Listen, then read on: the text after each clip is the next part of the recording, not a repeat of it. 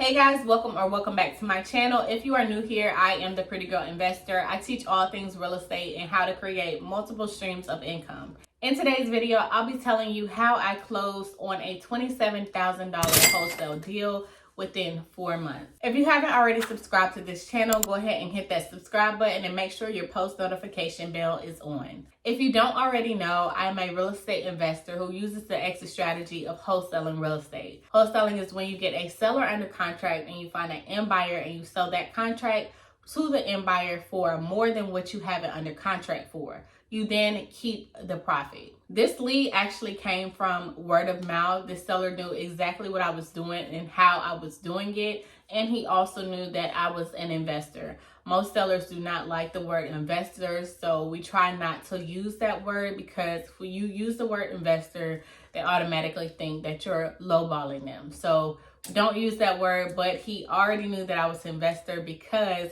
we already spoke and I did not have knowledge that he was selling his property. He just wanted to know how the process works of what I was doing, and when I explained it to him, he understood. Shortly after, he turned around and said that he was interested in selling his property. So he was talking to me to gain that trust and loyalty, and I told him exactly what I was doing, and he was perfectly okay with that, and he still asked me to help him sell his property. Well, this seller, he actually wanted to sell his property a month ago with somebody else. He actually tried, he had it under contract with another investor, and that buyer pulled out. So this seller, he actually felt like he had nowhere to turn to.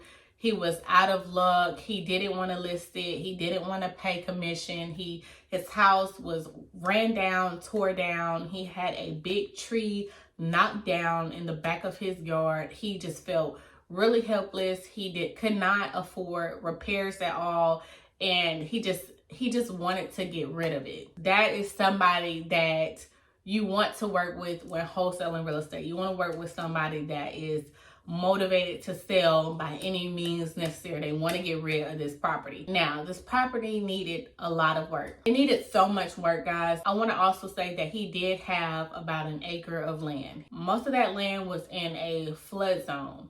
It needed a water extension, sewer. It was going to be hard to get all of that sold for the price that he wanted it to be sold for. I didn't do a lot of work with this property. I sent it to a couple agents. I sent it to a couple buyers through email marketing.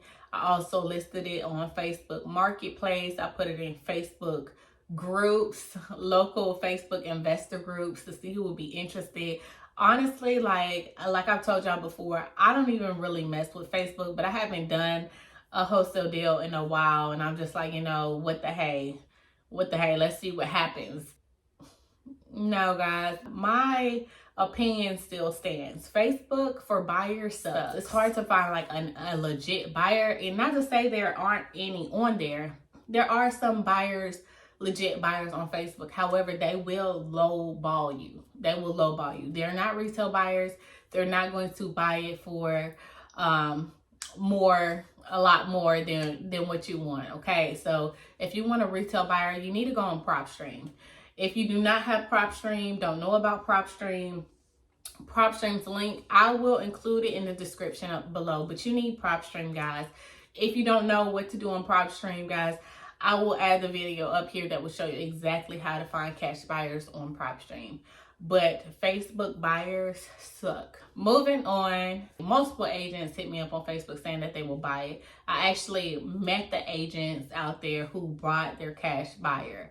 So agents have cash buyers, guys. That's why I said your dispo needs to be a real estate investor friendly real estate agent. That's all you need for your dispo. You don't even have to pay them. You don't have to partner with them, but have a go-to investor friendly real estate agent for your dispo. They're going to get it done every single time. So the agent came out, brought the cash buyer, and they walked the property. We went upstairs. It was really hot upstairs. It was like no air at all. So it was like a sauna. We were sweating. I was trying to show them around and everything. We went to the backyard. We looked everywhere. And then, came out of the house, and I was overhearing the buyers talking, and they were like, oh, this is a complete gut job. The roof, which I know about the roof, the foundation, the this, the that, and this is a gut job. So that's not what I had my rehab priced at. It wasn't a total gut job that I had the rehab at. So when he said that, I'm just like, oh crap, like this is a total gut job? Like I didn't think it was a gut job. Like, no. So went back, waited like 24, 48 hours, and the agent got back to me, was like, nah, they're not interested anymore. And I'm like, really? They don't even want to reconsider the price or go lower on the price or anything? He was like, no, they just want out. I've tried, trust me. And I'm just like, dang, like I've never like seen a buyer that just want out. Like, I'm like, wow, okay, cool. So then I'm like waiting on my EMD, because we signed, I know what I'm doing. We signed over EMD. However, these were not my contracts. So these were the agent's contracts, which I was a little skeptical of signing it. And I'm like, something just don't seem right. And it's because I overread. He sent me 2 contracts for an assignment that included a $3,000 non-refundable EMD. The first one did say that non-refundable EMD. However, the second one, it said non-refundable EMD if not canceled by 3 o'clock. So he made sure to terminate the contract or send over a termination of contract by 3 o'clock so he wouldn't have to send me EMD. And I was like, that's smart. That is so smart. And I'm like, okay, I'm going to use that, because he sure did trick me. I was waiting on my EMD, being that, the buyers backed out. And the attorney was like, who didn't represent me, by the way. This was also his attorney. That was another red flag. Yeah, but his attorney, I'm like, okay, where's the EMD? Did they submit EMD? He was like, no, there was no EMD submitted. Mind you, if you don't use your own attorney, then the attorney doesn't represent you or have your best interest. They have whoever, the investor's best interest, who's with them. And I wasn't with them. They weren't representing me. So being that they weren't, then they couldn't do anything, and they really didn't care to do anything as far as EMD or whatever. So I went and I reread the contract, and it said by 3 o'clock because he sent over 2. And I'm like, oh, buddy got me. So I'm like, okay, I'm just not gonna work with him again. Let's just move on. That was good though. I'm gonna use that. So I did learn something. So it's very important to stay and remain confident with these deals as well. I knew what I had. I'm like, this house is going to get sold. I know this house is going to get sold regardless. So I wasn't really worried about him. Well, another agent said that he wanted to go see the property. I didn't know he was an agent. He said he was a buyer. He wanted to go see the property. So I'm like, okay, cool. While he was going to see the property, I posted in the Facebook group and I said, hey, I am looking for investor-friendly real estate agents in this location. I had a lot of people comment on the post. So I was just sending over the deal. And then that's when the buyer got back to me. He saw the post and he was like, oh, you're looking for an investor-friendly real estate agent. He was calling me. He was saying, hey, I went to the house. Call me back. So I'm like, okay. So I called him back. I'm like, hey, what'd you think about the house? He's like, oh, this house can definitely sell, but I saw that you were interested in investor-friendly real estate agents. I was like, yes, I am. He's like, okay, well, I'm also an investor-friendly real estate agent. And I was like, oh, okay. He's like, I'm a buyer as well, and I'm also a developer. So I said, oh, okay, cool. Well, what do you think about the house? He's like, it can definitely sell, but you got it under contract for it. They want to know the tea. You're going to help me sell it, then I'll tell you the tea. So I told him the tea. I told him I had it under contract for $84,000, and I was trying to sell it for around $110,000. He brought a buyer, and I was also talking to another buyer as well. So, y'all, Facebook is so funny. So I was talking to another buyer as well on Facebook. Mind you, I told you that I listed this property in Facebook Marketplace as well, just to throw it up there. So I had a hit somebody was like, they're interested, they want to go see it. Cool, I got a lockbox on it. Go ahead and see it. Just make sure you put the key back and you lock up. You don't take anything or whatever. So that's what he did. He said, cool, I want to buy it for like $87,000. Well, tomorrow came. He said, well, I'm going to bring my agent and we want to go see it one more time. Why do you want to go see it one more time? Because you want to reduce the price. The price was already reduced. You're already buying it for $87,000. I'm already going to get $3,000 from this deal. So I'm just like, look, dude, like at this point, the seller was driving me insane. Like every single day, texting me, calling me, just driving me crazy. So I really just wanted to get rid of it. I wanted to get rid of it because I'm like, look, I'm going crazy. I don't care what you buy it for. Get this crap. Get it off of my hands. I don't want it anymore because I hate being stressed out. Like I hate it. I hate it. And I know you're going to get stressed out in this industry and stuff, but I really hate it. I feel like I have like some type of anxiety. I don't want to claim that over myself, but that's how I feel when I get stressed. I get just really like freaked out or whatever.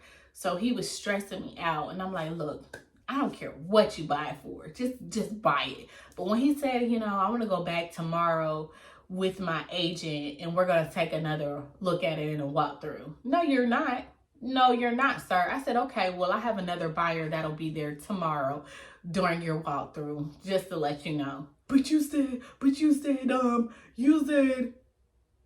you'll let me get it at $87,000. Why are you sharing it to another buyer? No, why are you wanting to do another walkthrough with another agent? Why do you want to do that? Because you're trying to play games, so I can play games too. So now the buyer that's offering me $87,000, he's like, oh no. So if I lock it up right now, I can get it at $87,000. No, you can't, because I want to see what the other buyer offers. Now you're in my ballpark. I'm not in yours. The agent sent the buyer to the house and he did the walkthrough, and then he was like, yeah, he wants to buy it. He wants to buy it for, $110,000. I'm like, bingo. That's what I'm talking about. So now you got Buddy over here. He's like, but you said I can get it. I'm like, no, I've gotten a higher offer, so it's okay. We're not going to go with you. So you mean you're not going to tell me? You're not even going to tell me what he offered you? I can't even counter offer? When I tell you this guy was upset because he was trying to play me and he got played. And I don't even want to say got played because I didn't do anything, but it's like, look, you're trying to play me. This house can be sold for more and you're not trying to give me nothing. That's how Facebook buyers are. They don't want to give you nothing. They know the house is worth a little bit more, but they're not going to give it to you. So he's like, okay. So when I say, oh, they offer 110, he's like, oh, I can counter. You mean to tell me that you offer $87,000, but now you're saying you can counter? I can counter if you sign a contract with me today. I can counter. No, I'm done playing with you. I don't want to counter. I'm blocked. He got blocked. I'm not, no, don't, So we went with the other buyer and I went with the agent. And the agent, like I said, the agent is also an investor. He's a buyer, developer. He's like me, he do it all. So I'm like, okay, he know what he doing. The attorney sent over the seller informational sheet, the buyer's informational sheet. And I'm like, I do not want him knowing how much I am making on this deal. I don't want him knowing because he's going to be pissed. He initially wanted $200,000 for his house. And I told him that I was not, that's not going to work. So if he saw that I was selling it for a 110, he would have been very, very pissed at the closing table. So I'm like, okay, we need to do a double closing because there's no way I'm going to do an assignment with this guy. So we ended up doing a double closing. That was my first double closing with the transactional lender. He only charged us 1% of the purchase price. We only had to pay him around $800 for him to lend us the money, and then we gave the money right back after closing, and everything worked out. That was my first double close. I don't know how I feel about that because the agent double closed. Like, we closed, but the agent double closed on his end because he bought the transactional lender. So honestly, during this part, even though I know what a double closing is, I haven't actually done one until now. I was a little like, what is going on? Like, I'm like, what is happening? What is going on? So that part, like, I didn't have to send a wire, like my wire information. I'm so used to doing assignments, sending the attorney my wire information and stuff like that. I didn't send the attorney my wire or anything. I'm just like, what's happening? Like, are we closing? Are we closed? Like, what's going on? So honestly, like, I'm just like, okay, I already know that there are contracts in place. So if anything happens with this agent and me, then I'm taking this agent to court. And I know that for sure. So I wasn't too much worried about it. But then it's still like, I felt like I wasn't in the loop. Even though I was in all of the email threads, I'm just like, you know, what? During a double closing, since my agent was double closing with the transactional lender, all the money got wired to him, and then he sent me my part, or my half of the money.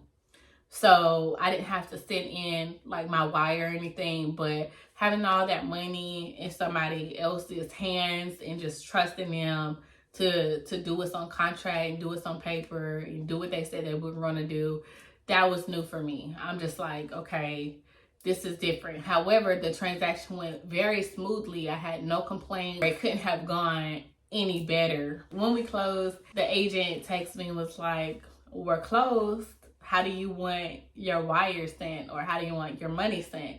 Now this agent, he stays like right down the street from me, and I was like, okay, you can just send it over. So he wired me the money. The rest of the money that he had on hand, he just dropped it off. So that's how we did it. And I got paid, he got paid, and everything worked out. That was a $27,000 deal. That was my biggest deal. And I'm just like, wow, like, that just came out of nowhere. Like I said, I haven't been wholesaling like I used to this year. I kind of took a break. That just came out of nowhere. But that just goes to show you how profitable wholesaling real estate is. Now that I've made this money, I'm just like, what do I do with it? Like, I know how to do so many different things.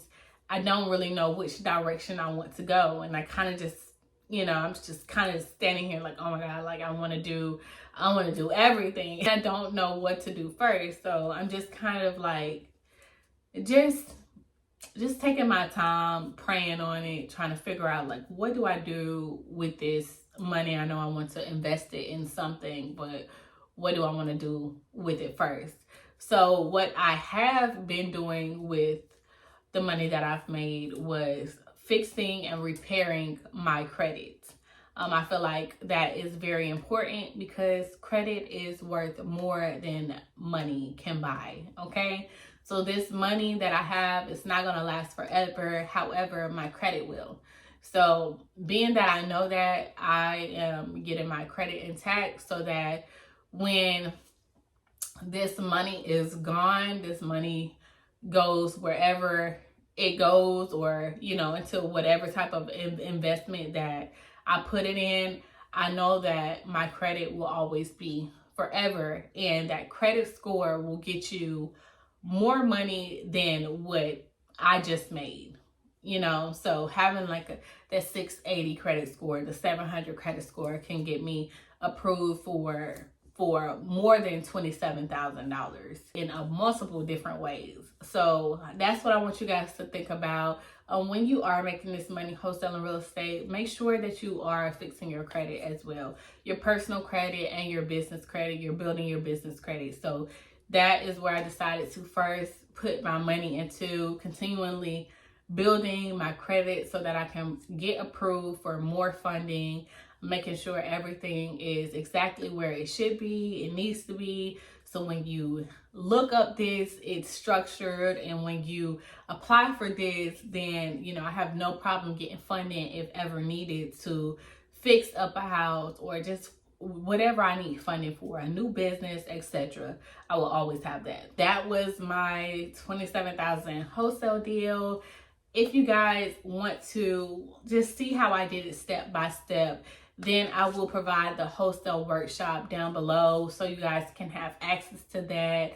Go ahead and just register for my wholesale workshop and you'll get an insight. You'll get contracts, scripts, just everything. You'll see exactly the conversations that I have with the seller, the conversations with the buyers and with the agents. You'll see all of that. So I'm just so happy to share this with y'all because this was really big and this was a good way to end off 2023, and I can't wait to see what 2024 has in store for all of us. If you made it to the end of this video, please subscribe and share and turn your post notifications on so you'll be the first one to be notified when I drop another video. See you guys in the next one.